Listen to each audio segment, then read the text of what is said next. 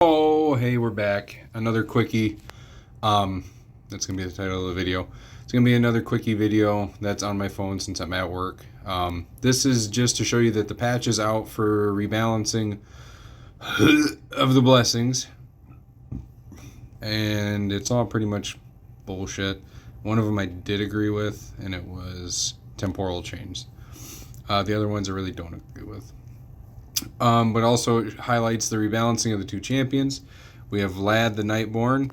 Kind of hard to see. I can't even make it bigger, but we went over this in another video.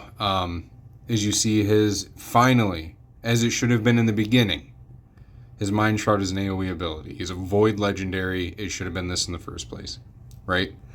They are changing his aura as well, increase ally crit rate in all battles by 24%, and that's changing it from only being in the arena by 30. So, Errol is getting a little buff. His Helmbreaker will be an AoE and it'll hit 2 times. It has an extra 30% chance of inflicting a crit, which is nice, and each hit will ignore 15% of the target's defense, and the multiplier has been decreased, which that always happens whenever you have a single target ability going to a AoE ability. They will always decrease the multiplier because you would just have people stronger than Trunda and Heffrak and Baron and shit like that. So, and then they're changing his negation. It will now attack one enemy, remove all buffs from this champion, and steals all buffs from the target before attacking. Has an extra 30% chance of inflicting a critical hit, grants an extra turn if the target is killed. And then his aura is changing to have all ally attack in battles by 28% instead of in dungeons by 35%, which was actually pretty big. But really, I didn't see anybody really using him in dungeons. But overall, Arrow's getting a very, very nice, decent buff. It's nice that we only have to get him up to 70% crit rate. So hopefully that does make him a viable champion now. I have one. I might even play around with a little Arrow. But here we go. Here's the new champions. Here's Oella. This is actually the smallest pool of champions they've introduced in a while. It's only 4. And I'm actually happy to see that. I'm personally of the opinion that they shouldn't be pumping out so many new champions all the time. And I think all of you are too. And that's because it dilutes the champion pool.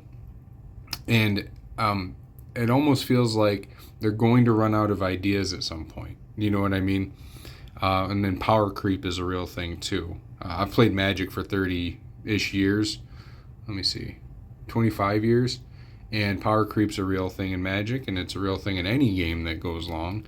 And we're looking at it happening in Raid right now, you know. But here, let's look. Oh, excuse me. It's early in the morning. I didn't get enough sleep. So here's Oella, same as we saw her description before. I really like the little picture of her with her pixie fairy wings coming off of her face. I think her design is very cool. I'm a big fan of Celtic mythology, you know, Gaelic, Celtic, and Welsh. They're all of the same branch in the vein, and I like their mythology. So I really do like the Sylvan Watchers faction. I really like seeing, you know, what creature's going to get made out of mushrooms next, you know what I mean? But here, finally, we have the infamous Ultan the Shell, the guy we didn't know anything about, really, except that he was the Valentine's partner to Oella. So, Ultan the Shell. Looks like his A1, Under the Skin. He attacks an enemy 2 times. This books up to a 50% chance of placing decreased defense, the big version, for 2 turns. Each hit will also ignore 50% of the target's resistance if Oella is on the same team. And that's kind of part of his kit, as I read through this already. He gets to ignore resistance by 50% if she's on the same team. That's actually pretty decent. You don't have to build him with much accuracy to get him to land his debuffs. And then if the target is under an increased defense buff, each hit has books to 100% of removing it, and this effect cannot be resisted. And that's not with Oella. That's just extra. That's pretty cool on an A1.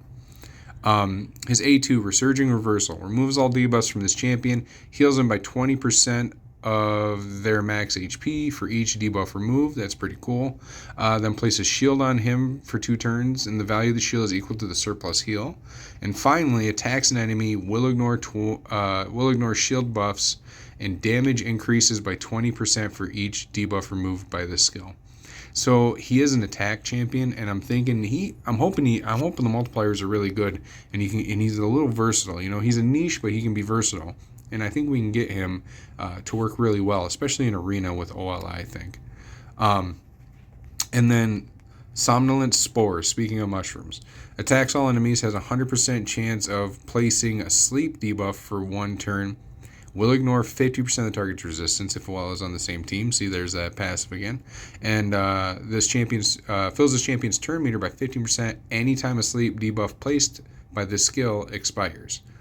That's kind of cool. And this books to a 4 turn. I'm sorry, and his A2 books down to a 3 turn. And then his passive is Metabolism. Has a 15% chance of decreasing the cooldown of one of his skills by 1 turn every time they are healed by a continuous heal buff. That's actually pretty cool. And the chance increases to 30% if OL is on the same team. His aura is increased ally attack in all battles by 30%. Not bad. All right, and then here we have the 2 fusion pieces, right? We have Maruka and we have Shadowbow Turlak. So Turlak's the rare and Maruka is going to be our epic. I'll read their abilities real quick and then the video will be on. Like I said, it's going to be a quickie. She is Orcs faction, defense, and magic affinity. Her A1, Tarfield Affliction, looks like it's a 30% chance to inflict big decrease speed for 2 turns, and she hits twice with her A1.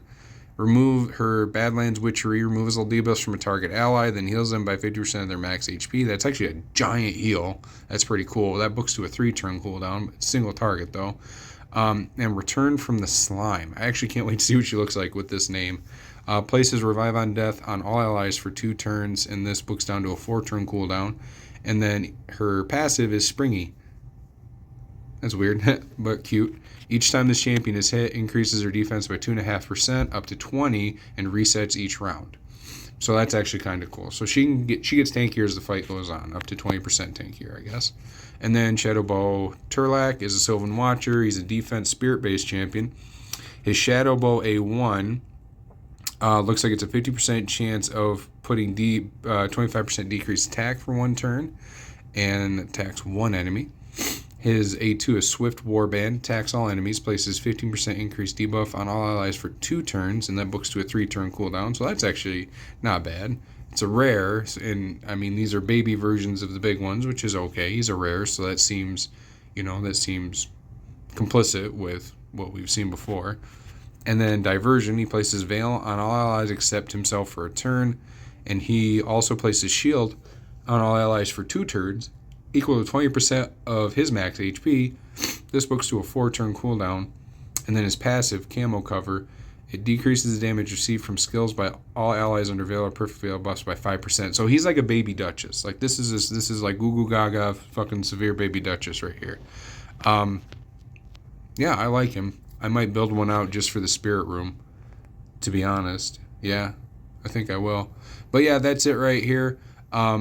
That's the balance, that's the rebalance, that's the patches, that's the, the people are coming out of the woods, the Sylvan Watchers. Hey, what do you know? I'm going to leave the link to this in the description. Everybody have a wonderful day. Love you. God bless. Take care of yourselves. Goodbye.